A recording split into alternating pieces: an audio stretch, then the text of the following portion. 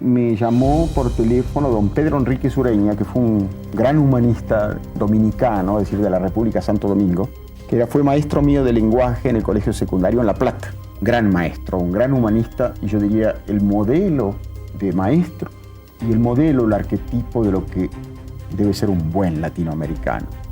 El siguiente paso de aquellos jóvenes será fundar en octubre de 1909 el Ateneo de la Juventud, con el propósito de abrir un foro para la reflexión y el debate. Nuestra agrupación la inició Caso con las conferencias y discusiones de temas filosóficos en el Salón del Generalito de la preparatoria y tomó cuerpo de Ateneo con la llegada de Enríquez Ureña, espíritu formalista y académico. La prensa anunciaba la muerte de Pedro Enríquez Ureña. El 11 de mayo de 1946, el maestro muere de un ataque cardíaco en el tren que lo llevaba de Buenos Aires a La Plata, donde impartía su cátedra. El sabio itinerante, el extranjero eterno, partía sin mayor patrimonio económico y sin un reconocimiento de su obra y de su espíritu de gran maestro generacional. Pedro Enríquez Ureña, el gran humanista dominicano que muy joven fue considerado en su tierra natal como el primer hombre de las letras de la República. Este llegó a México en 1906, solo tenía 22 años de edad y de inmediato puso en práctica toda la potencialidad de su espíritu y su ansiedad de cultura. Y así fue porque atesoraba un alto perfil de sabio precoz.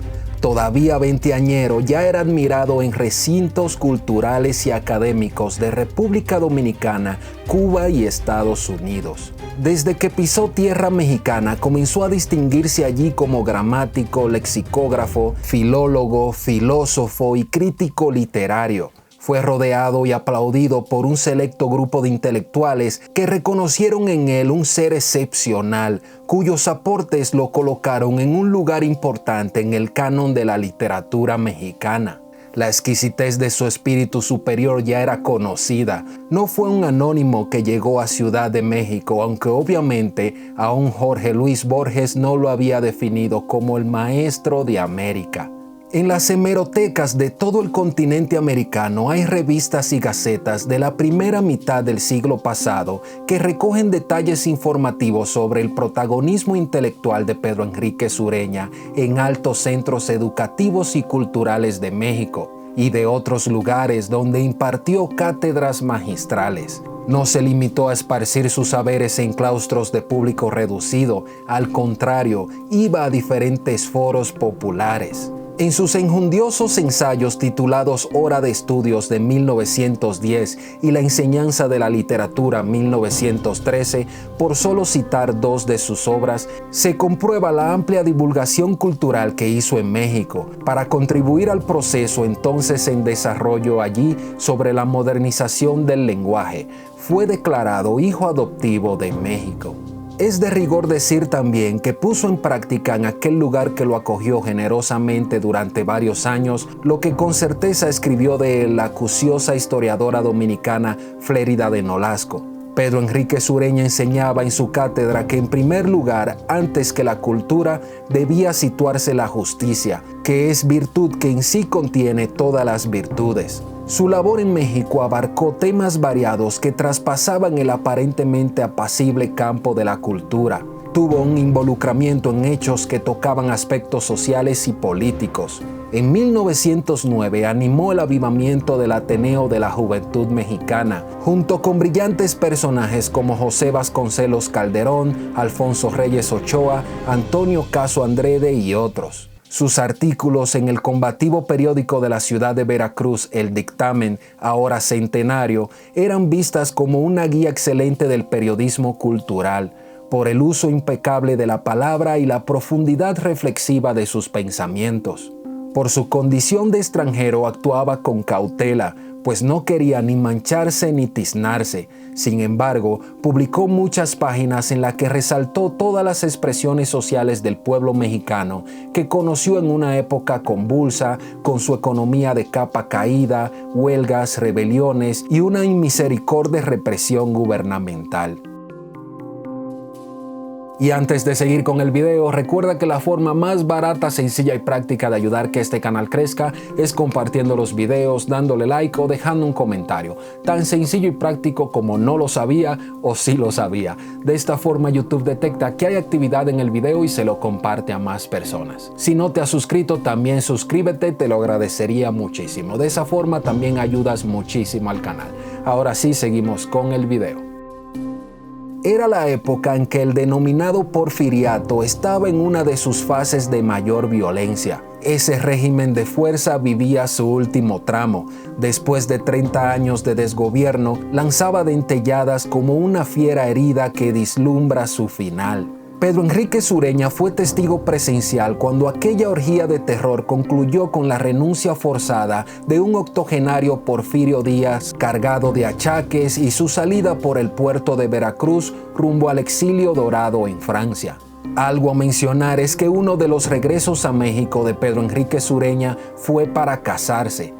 El 23 de mayo de 1923 con su novia Isabel, una distinguida dama que era hermana del famoso intelectual, político, filósofo y sindicalista Vicente Lombardo Toledano. Américo Lugo, el intelectual de clara mente jurídica y patriótica con dimensiones de prócer, se refirió a Pedro Enrique Sureña, que desparramó su saber en México de esta manera. Su nombre es glorioso, su modestia ejemplar, su patriotismo conmovedor.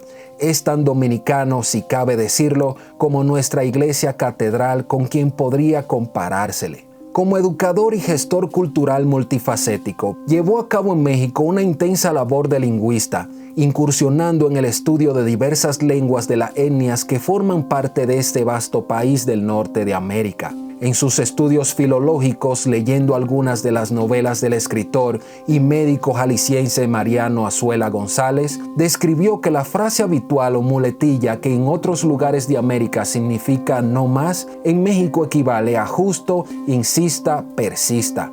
También publicó las notables diferencias fonéticas y gramaticales que hay entre México y varios países de la América hispana y regiones de España, por ejemplo, el uso de la S.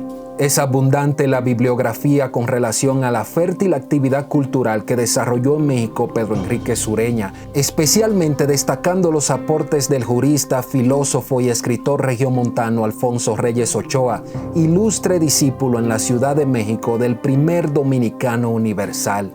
Sobresalientes intelectuales mexicanos, entre ellos el humanista Alfonso Reyes, definieron al entonces veinteañero Pedro Enrique Sureña como nuestro Sócrates. Entre Pedro Enrique Sureña y el ya mencionado intelectual Alfonso Reyes se produjo un gran intercambio epistolar. En 1911 el dominicano le escribió al mexicano dándole su valoración sobre las mujeres dominicanas, cubanas y mexicanas, lo cual nadie ha refutado. No todo fueron flores para Pedro Enrique Sureña en los años que vivió en México. Aparecieron algunos contradictores que se valieron de notas apócrifas o que hablaban por boca de ganso, que se inventaron un circuito de falsedades en su contra, pretendiendo mellar la muralla de sabiduría y verdad que emanaba de la personalidad de este dominicano excepcional.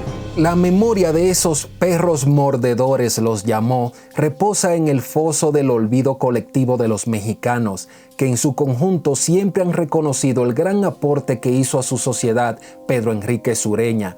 De México salió hacia Estados Unidos, donde alzó su voz por las maniobras que en contra de su amada República Dominicana estaba cometiendo ese poderoso imperio, cuando todavía no había invadido militarmente nuestro país. Luego se convirtió en el más joven y eminente catedrático de literatura en la Universidad de Minnesota. El 11 de mayo de 1946, Pedro Enrique Sureña falleció al sufrir un paro cardíaco cuando viajaba en un tren que lo llevaría a la Universidad de La Plata en Argentina.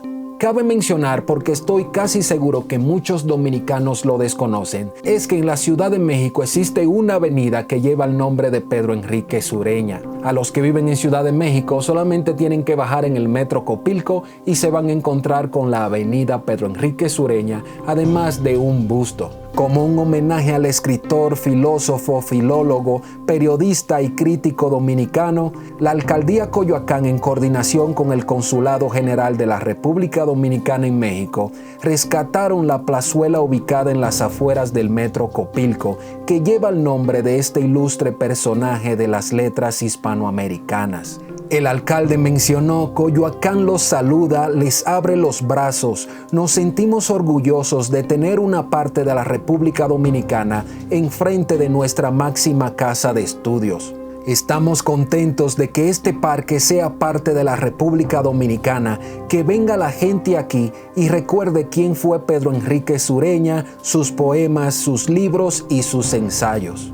Este parque está prácticamente frente de la Universidad Nacional Autónoma de México. ¿Eras tú de los que conocías la trayectoria de Pedro Enríquez Ureña aquí en México? Déjalo en los comentarios, porque así le voy midiendo de cuántos lo conocían y cuántos no.